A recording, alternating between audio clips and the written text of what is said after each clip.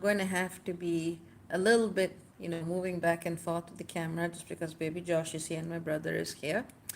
But let's just give people a minute to show up in case anyone's having connectivity issues and so on and so forth before we get into the latest installation of Hello Neighbor.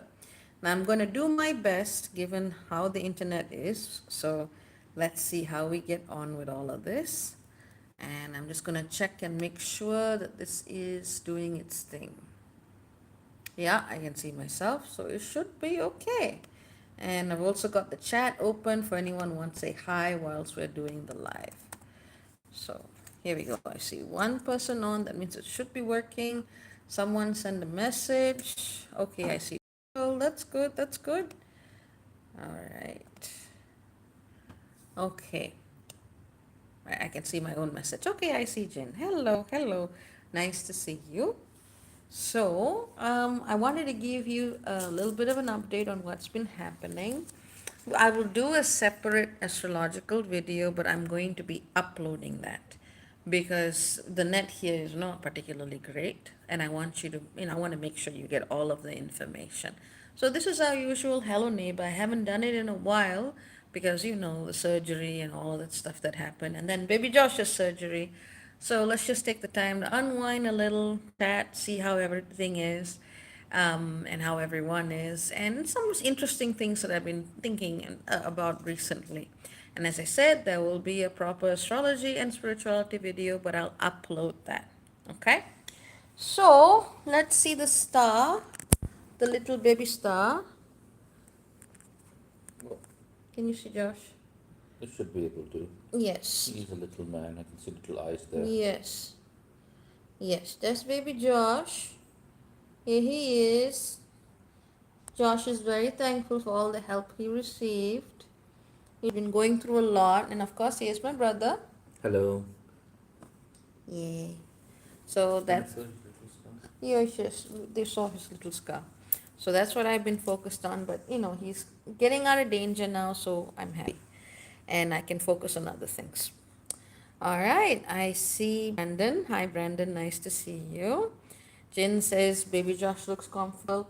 He knows he's on camera, so he feels happy about it.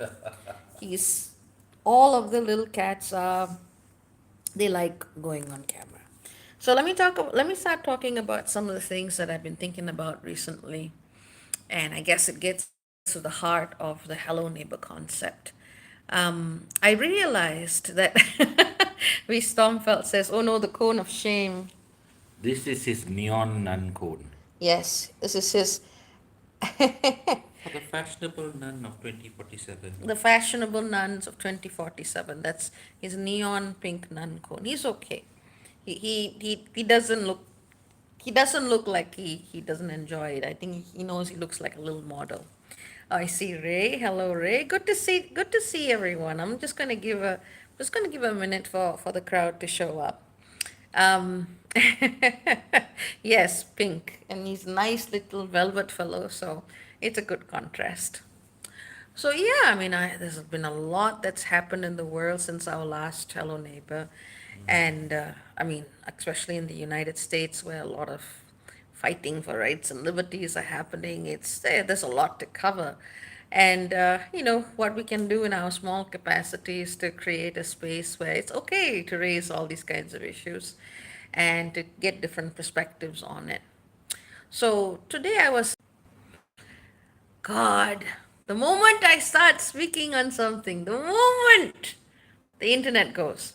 But you guys are probably used to it by this point. It's a conspiracy, I tell you. So, and he can attest. Anytime I start saying anything even remotely serious, well, let's hope it holds. So, I was thinking about what message I'd like to share with people, and what is the most important thing for someone to know at this time. And really, I don't need to add to the way in which trauma has been discussed, and how readily it's used as a term to describe pain and suffering and all that kind of thing. So much so it gets to a point of saturation. At a certain point, like, all right, tell me who isn't traumatized. you know. And I'm thinking about what message I could give vis-a-vis that. Not just because it's an important topic, but also because this September it's actually going to come up to 10 years of me doing this work in a public capacity. 10 years. This has been as I said, in a public capacity. This has been a very transformative, fruitful, difficult decade of my life, but one in which I have learned things that I could not imagine I would have learned if you had asked me, 10 years ago, who was I and what I would be doing. So I was thinking about that in terms of what message can I share culminating this decade of, when I say intense, it's an understatement, but this decade of work. What could I share? What would be useful for people to know from me? Oh, and I see Chiron. Hi, Chiron. Nice to see you. Here's Josh. It's Chiron. Hello. Yes, and I'm sure Chiron wouldn't mind me acknowledging it was also, it's been a difficult time for fur parents around. Some fur babies have had difficulties, others, unfortunately, have gone to the Rainbow Bridge. Others have also had different needs coming up, and it's also part and parcel of the astrology of the skies. When you see Leo being activated, you pay more attention to babies of all kinds. But having said that, as I was saying, I'm reaching this 10-year mark, and I'm just like, what do I want to share? What is the most important thing that I have learned through all of this? And really, it comes down to the question not of trauma, not of pain, not of facilitation, not of techniques, none of those things, but the question of how does one survive? How does one keep going? How does one keep being themselves through unimaginable circumstances? And of course, collectively, the pandemic has been, for a lot of people, it's really been their big nudge into realizing, oh my God, I have to sit with myself. Now I'm in so much pain and I didn't realize it. For a lot of people who weren't already doing the work, it has been that wake up call, and the world has been very weird since then.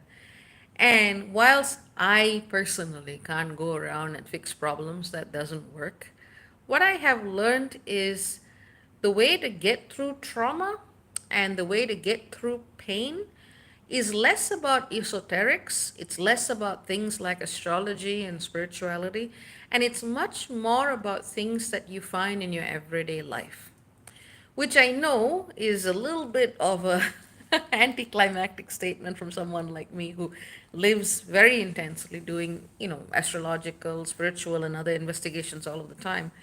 But what I found is the most powerful ways to keep us going through these times of hardship is to live, which is, it's on the surface, it sounds like, but I'm suffering. How can I live? Well, the way to look at this topic is through the lens of the word resiliency. Now, one of the things I do like doing, and one of the reasons why I keep panning to Josh is so Josh can feel included, but also because he is a good example of what I'm about to talk about. One of the things that I like doing is I like reading academic papers. I like reading research articles. I don't like academia because it shuts your mind in a box and puts you on a treadmill and tries to make you produce. And I'm not interested in that. But most of the time, I am reading something. So I was reading an article on how people survived the Holocaust and how studies actually showed that whilst people who survived and endured the Holocaust and its horrors showed extreme signs of trauma in their brain, they compared that to the brains of, for example, war veterans who also had PTSD. So they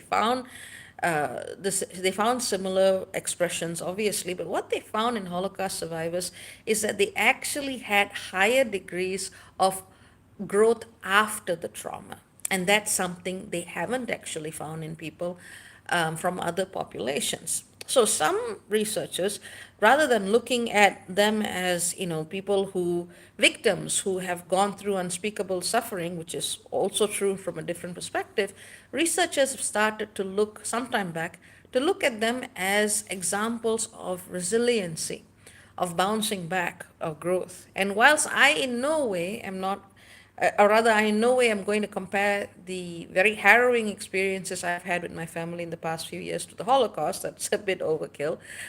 But I realized that whatever I wrote down as what has helped us keep sane is very much what the researchers found. And the things that actually help you move through these intense experiences are actually very simple. One of the key things is finding a sense of purpose. Even in concentration camps, they actually kind of formed their own quasi governments. They did things like stage plays and write poems to keep going, have some semblance, some idea of society continuing. They did things like, well, obviously poetry. They did things like creating little ways in which they could keep expressing themselves. They had some either present or imagined or remembered social bonds that just kept them going, especially familial bonds. So it's family, society, organization, community, and of course, in that particular context, for some, their belief system also truly gave them that permission to keep going no matter what. A religious or spiritual belief system can help, but it can also backfire in some cases. So these were some of the core findings of the scientists who were writing a paper decades away from me trying to make a list of things that I've learned, and I just saw this remarkable area of overlap. The things that keep us going aren't out there, they aren't far away. They are very basic facets of life that we take for granted. And for me, whether it's family, community, creative interactions and joy, for me, obviously, that is centered around my little family and these little cats. Because during the worst of it, and I don't want to talk too much about it because it is a work in progress. One of the ways we kept sane and one of the ways we kept ourselves going was through creative expression. We started making up stories, we started making up songs, especially with these little cat fellows. And it was one of the ways that we kept focus even through very, very trying times.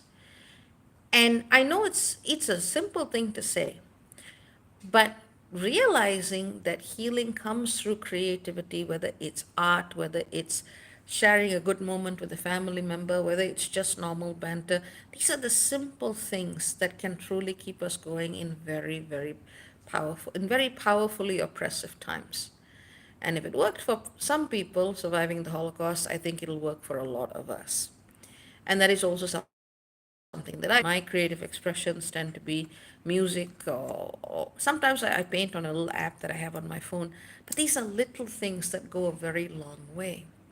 Now, society, community, and family is kind of hard to find when people who, like us, have had to walk away from a lot of those things either due to,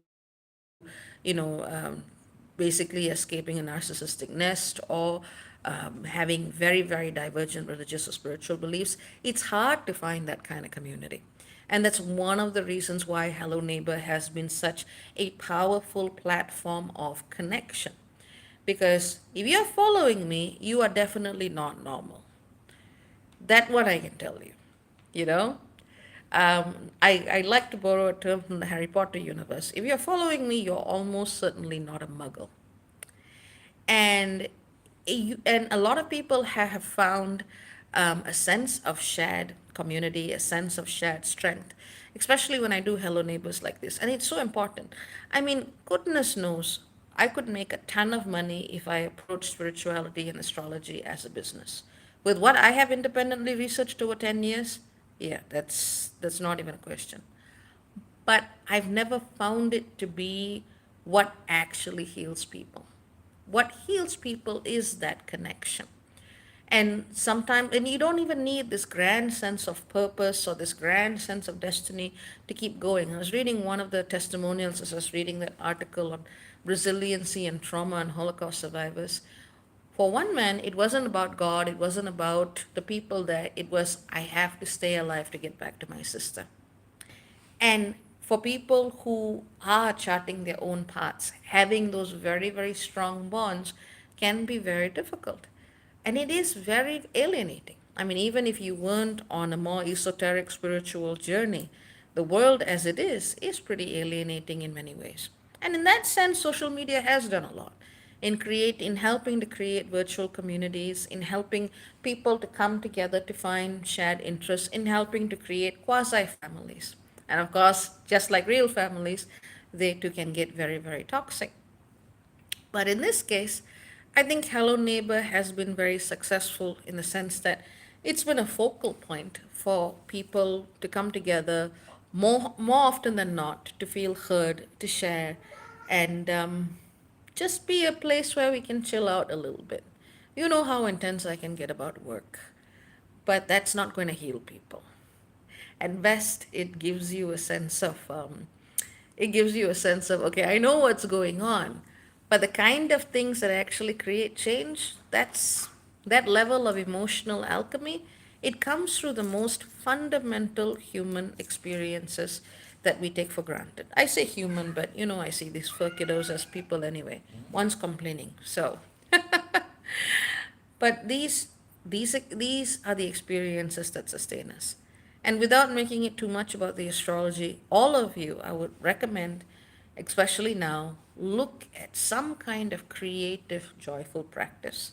If you can do it with your family members or with your family of choice through the internet or virtual communities, even better. Find some creative practice. I don't care what it is. Is it music? Great. Is it drama? Great. Is it dance? Great. Is it drawing squiggles and painting on rocks? Fine. Whatever it is it making a collage out of leaves that you find outside? Totally okay. But get together with people and do something that you can create together. And that will help you far, far, far more than most other things can. And this is the thing. We've lost sight of these very simple activities, the kinds of activities that allowed humanity to emerge as the dominant species on this planet.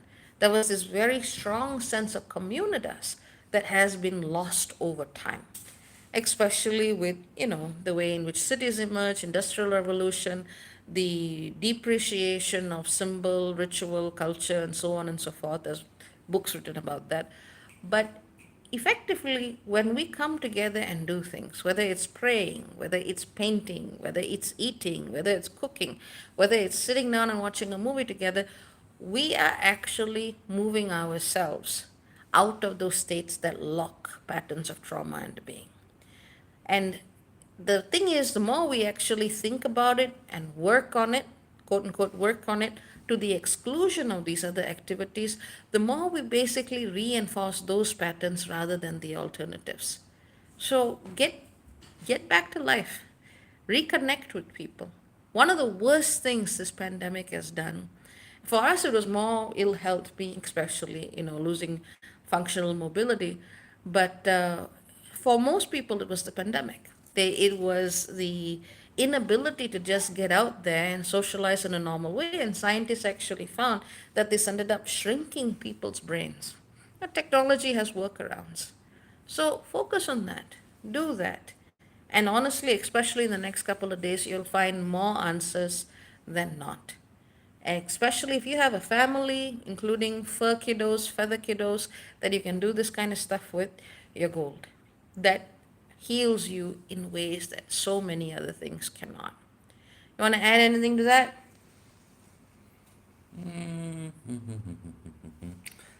I think a lot of times when we talk about healing trauma, what's actually happening is it relaxes whatever structures of trauma you have.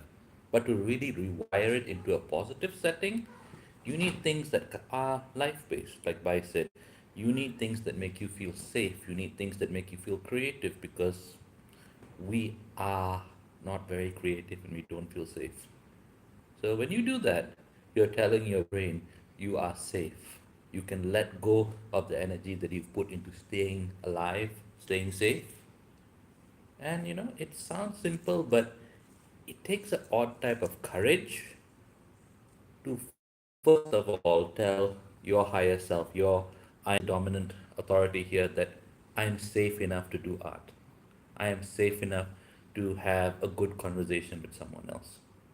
And that's for very traumatized people, but I think for a lot of us, even for me, saying I'm safe enough to do art is a tough one, especially if I have to show the art to someone else later.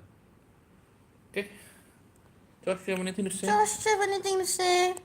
Josh wants to spend time with his sisters, but they don't like him, so Josh have to spend time with Stinky Daddy. Josh has spoken. So, we're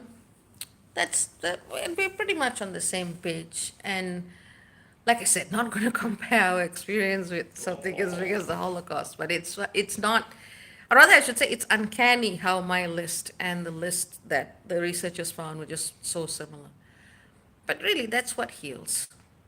Connection heals, creativity heals, presence heals.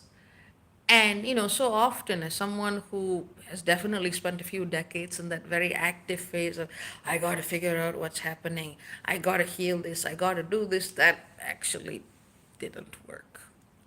Sometimes you just got to step into what you're actually looking for rather than constantly getting caught in a mental loop worrying about what you think you may have. And you may actually have a problem, but that should not stop you from actually living and being in the moment.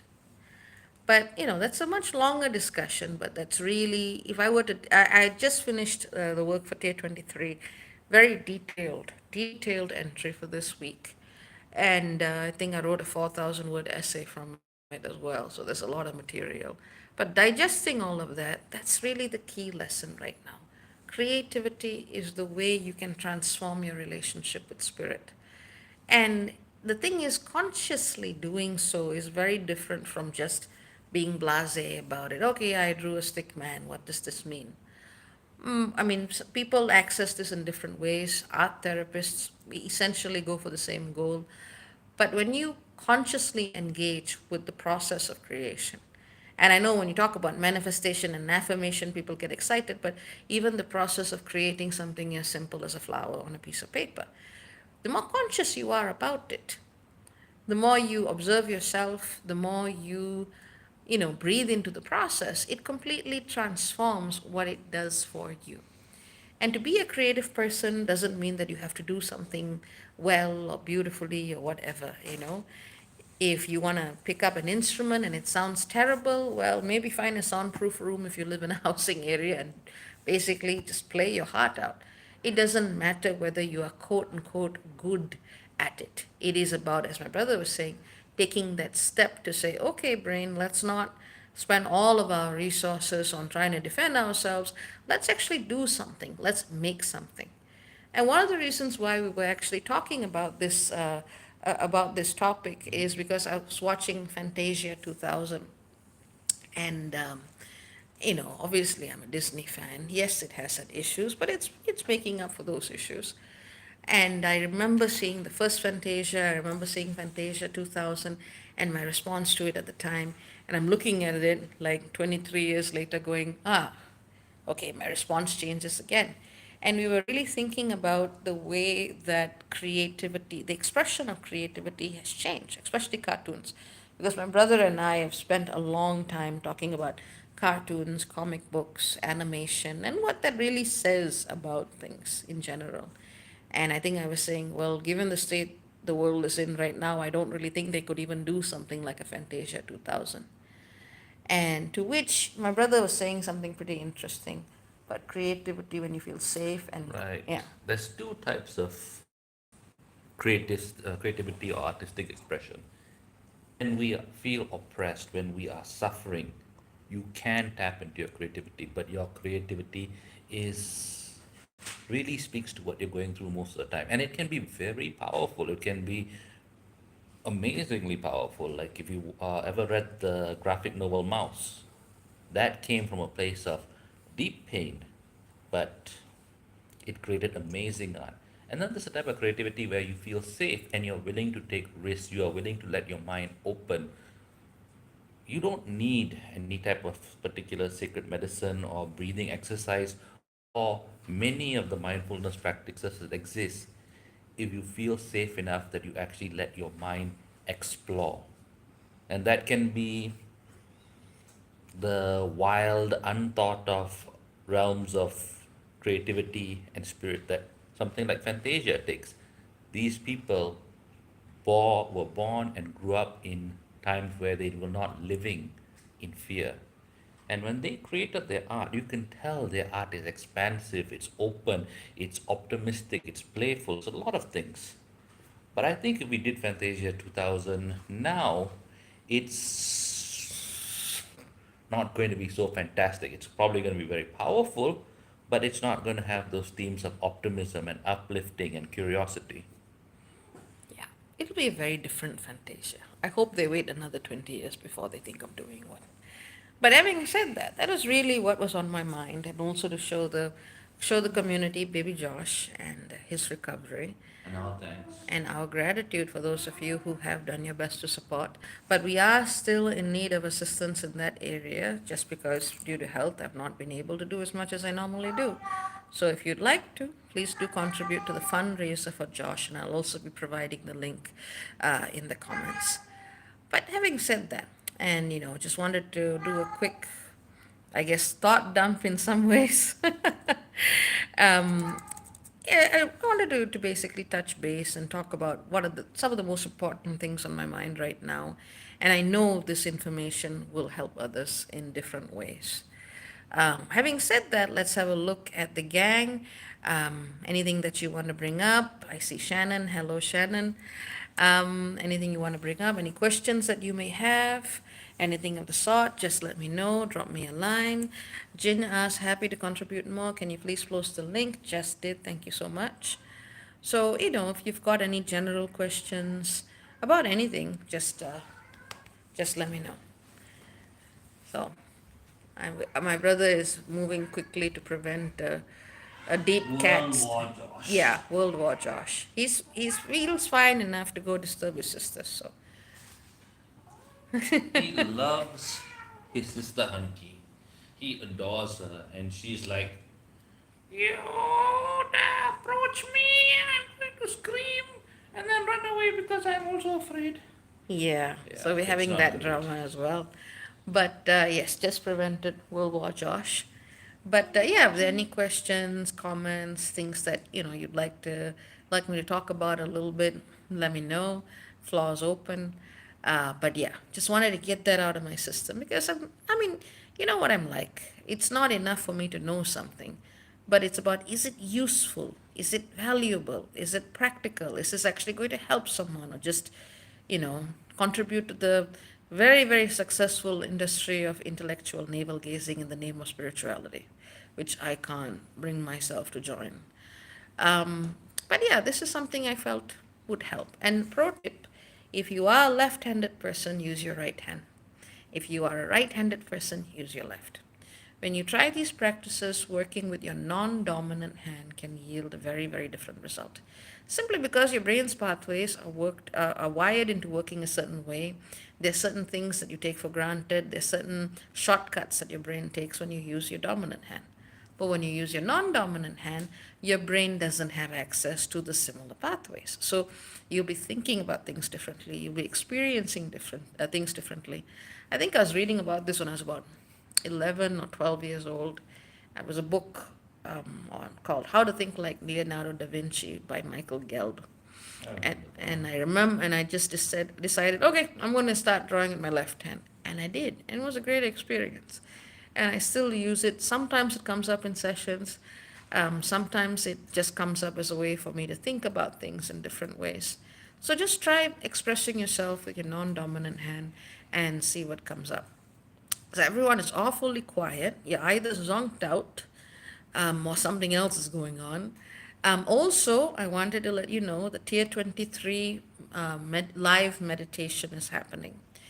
One of the reasons why I focus so heavily on that group is because they get the most details on what's happening with the astrology in the skies, and that is also being supplanted, rather, it's also being complemented by a very subtle process of spiritual attunement that's been happening for 1 to 2 years.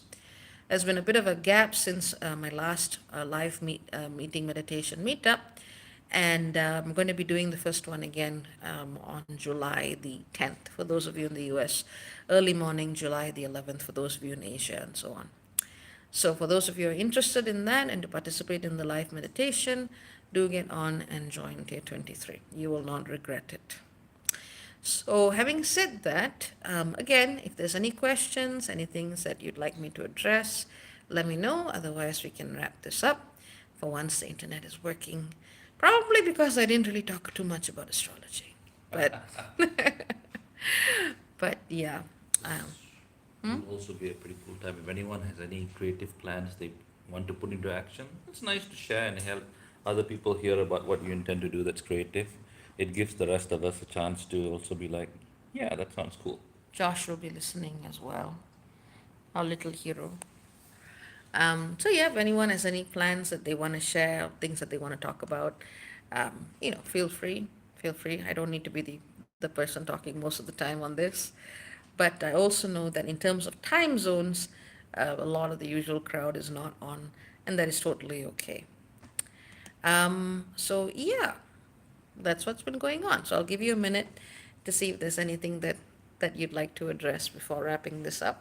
There usually will be some great and deeply meaningful question when I put the 1 minute mark. It's Yeah. usually when it comes up. It's usually from the same person also, isn't it? Not I remember always. like two, it's usually one or two people. Usually one or two people. Yeah. Yes. But, I mean, yeah. Look at Josh in the meantime. I've decided to name him Velvet Cupcake. I think it's a great name for him. Joe, what type of name is this? It's a great name, Velvet Cupcake. He's still Josh, but I'm just going to call him my Velvet Cupcake because he looks like a velvet cupcake. Sounds like some 60s gay bar. Nothing wrong with that. Nothing wrong with that. But Josh is small bar. You shouldn't be thinking of that. Okay. Mhm. The Stormfell Urch has got an interview to get housed. That's cool. That's awesome. PR Crit says, so happy to have been able to get you live. Nice to see you. Balance in all things says, my creative outlets has been yard work and redesigning my landscaping. That Nice. is nice. That is fun. I do miss having a garden. That was a lot of fun. Carolina says, my 13-year-old is at a 2 week camp and I miss her so much. I know how important this is for her. Really looking forward to having her home next week. Okay. Oh. Ooh, PR Crate says, just had a huge family falling. Oh, that sucks. You'll have to talk about it. It's not like, oh, we shouldn't talk about anything else. I mean, the whole topic is trauma and resiliency. So feel free to share if you want. I mean, it's Hello Neighbor. It Yeah. takes more than one person to be neighbors, Nope. the neighborhood. PR Crate says, falling out that has left me shaking. That is not good. Sending you hugs, sending you hugs. I know when stuff like that happens, my first response is scream and then take a moment and then I'll deal with it. So have your moment to scream or panic. And then, get into it. Feel into it, see what's actually making you feel that way. That tends to work for most things. Um, hmm. PR writes says trauma and the repeat of family generational curses. There's a lot of that coming up. Yeah. There's a lot of that coming up. Pluto is back in late Capricorn. It brings up all of that stuff. Balance in all things, YouTube channel, Generational trauma is a little bit ET like capitalism. Contact. Okay. Yeah, I'm familiar with that channel. I mean, what I have found, especially with ET Contact, is it depends on who is talking to them. Because I read, things that talk about certain ET races one way, and then I might go look at them and be like, you did what? And you said what? And your actual frequency is what? So most of the time, I just kind of stick to sources that I trust with people who I have vetted. Gosh. No, I think you better. I think maybe take Josh in I'll and you get, can sit with him. I'll get a carrier for him. Okay, that'd be fine. I mean, yeah, that's what I found in practice, and I use the other one, use the big one. It's and to be honest, for me, It's uh, it's more about finding that inner channel and that inner expression at this time, at the very least. But that's just what I'm doing right now. Dijan says, weird times and cultivating patience is a must. Hope to get my master's on that eventually. I don't know if we have the luxury to be impatient in a certain way. Um, I mean, I think when you're forced into adapting, um, I think when you're forced into adapting to these times, and when you slow down and you really look at things. Now, I mean, I used to be a fairly impatient person. My brother can tell you. Um, and nowadays it's like sit down, look at it, wait, look at it some more, wait, and then if I get a signal, and then I do it. If you look at things rather as, like outcomes, but you focus instead on the process, that's when patience becomes kind of automatic. At least that's what I have found. Because the more I put my outcomes or my desires or my projected interests onto a thing, then I could get frustrated. But now I realize none of that counts for anything. So focus on process, focus on experience, focus on trying to figure things out one step at a time, and it happens. Dijan says, I was forced to be patient and reflect for the past 2 years. Probably one of the good things that has come out of the pandemic. Mm. Carolina says, what is your take on the Gaia Consciousness Network? I'm looking this out. Is this like a human network, or are you talking about planet Gaia? So I'm looking at this. Oh, okay. Oh, the TV thing. All right. Well, I would say to each their own. If it brings people awareness and community, that's great. But beyond that, I don't really have any comments on it. Like, I listen direct. Let's just put it that way. Okay, PR Crit says that sounds so true. Balance in all things says, I hear you. I've been keeping a discerning ear, feeling out what info vibes with me and what doesn't. Yeah, that's pretty much the only way to go. I mean, goodness knows how much digging and how much vetting and how much looking and how much listening I've done with various sources. And I think for me, at the very least, it has become a much more simpler process, which probably means I'm a whole lot more boring than a lot of people talking about spirituality these days, but that might be a good thing. Boring actually seems to help me figure out fairly complex things. Excitement is a drug. Yeah. And I like my coffee. I'm not going to say drugs are terribly bad. I couldn't get through my day without coffee. But when you're using it to sell an idea, that's dangerous. But that also means I'm very boring. Yeah, pretty much. PR Create says, my son is teaching me no oppression. That's good. No oppression of self or others. That is very important. I mean, it does feed into the larger shift, which I will do a video on, but I'm going to pre record it just so there are no issues with the net.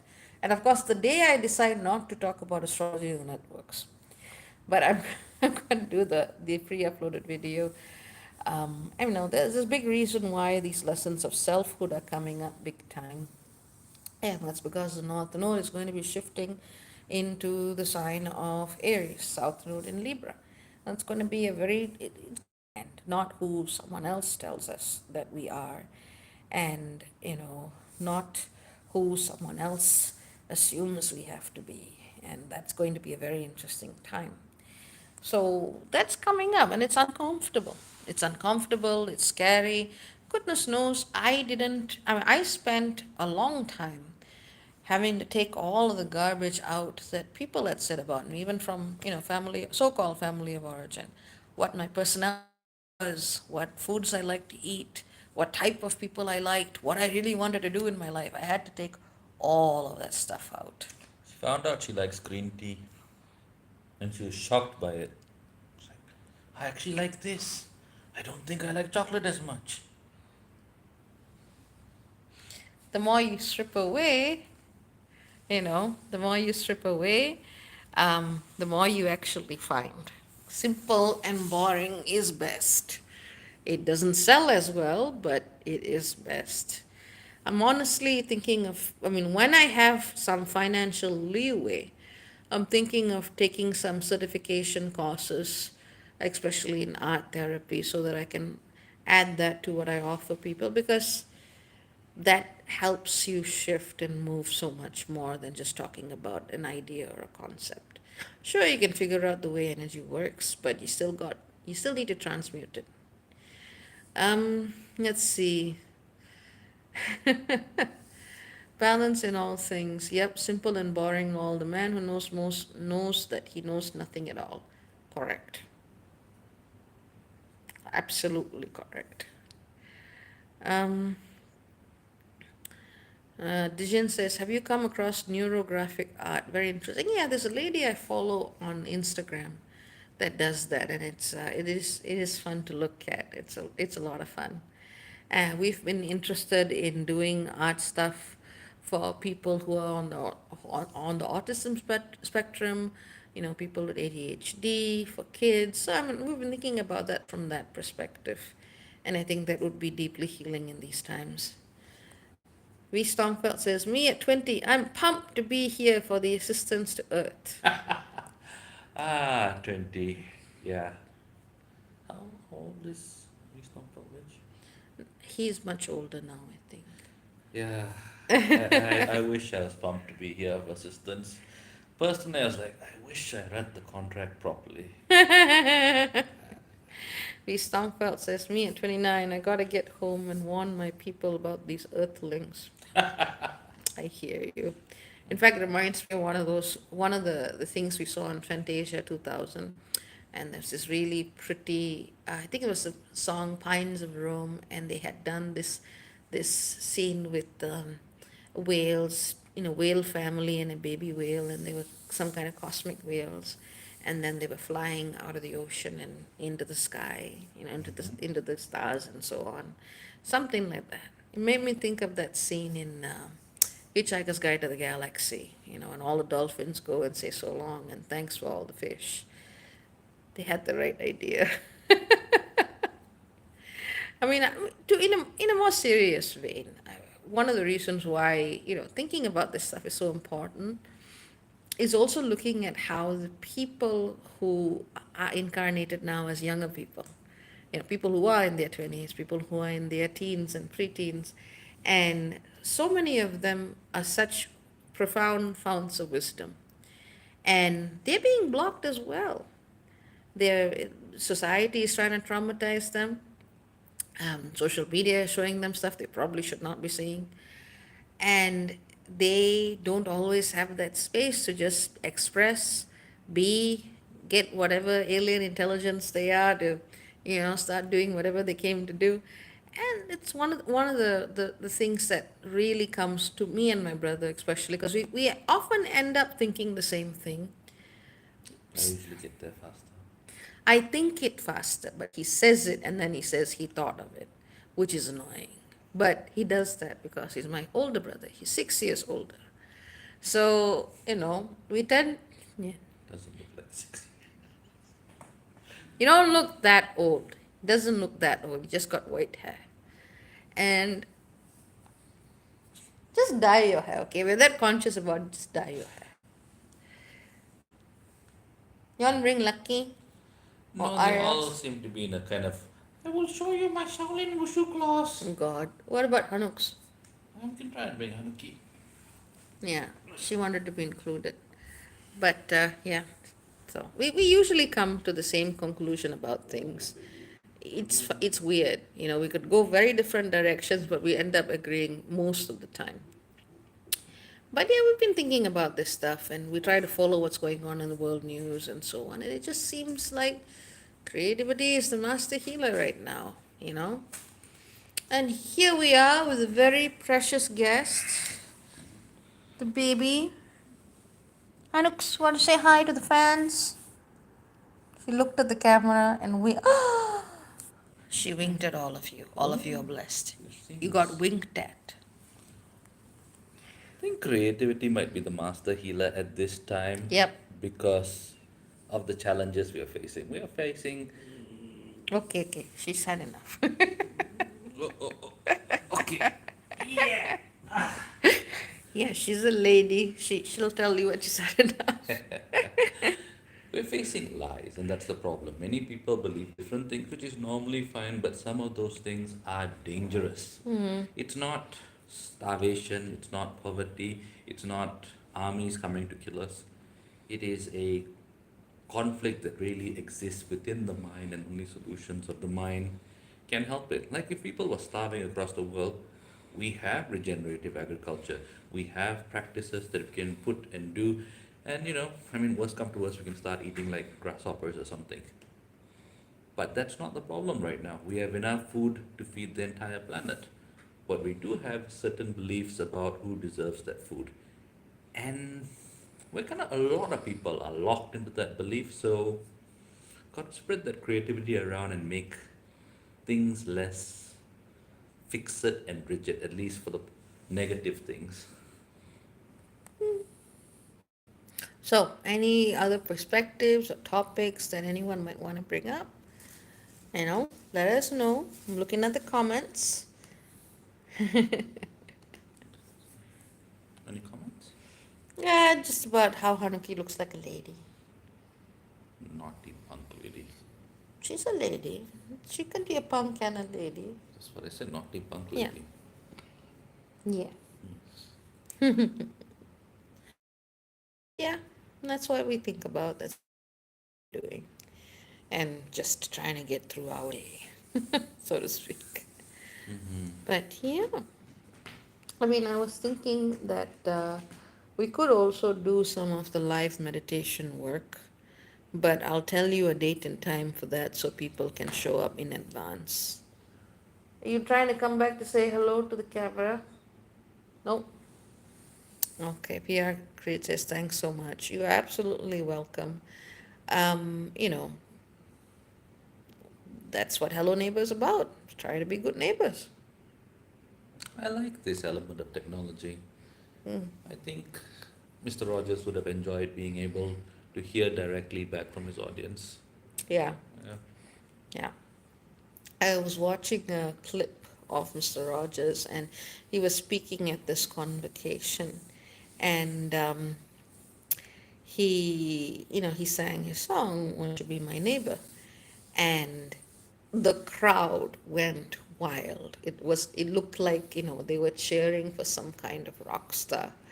And when I look at a being like that, and I look at how he used things like puppets, hand puppets, songs he composed on the piano to inspire so many people. And that's a legacy. That's something worth doing, if you ask me. I can't really add anything to Mr. Rogers. Mm, That is a good story. yeah, yeah. Well, anywho, I'm going to wrap up because it seems like not too many of you are on. I'm sure more people will see this as they get on with their day and so on. So I send you lots of love. I hope you find spaces to be creative in and of yourselves. And if there are any questions and so on that you might have on our discussion, just leave us a message in the comments. And once again, those of you who'd like to contribute to Josh's fundraiser, you are more than welcome to do so. So stay tuned for announcements on when I will do a live meditation, which is another way of directly transmuting energy, and also for the upcoming recorded astrological work.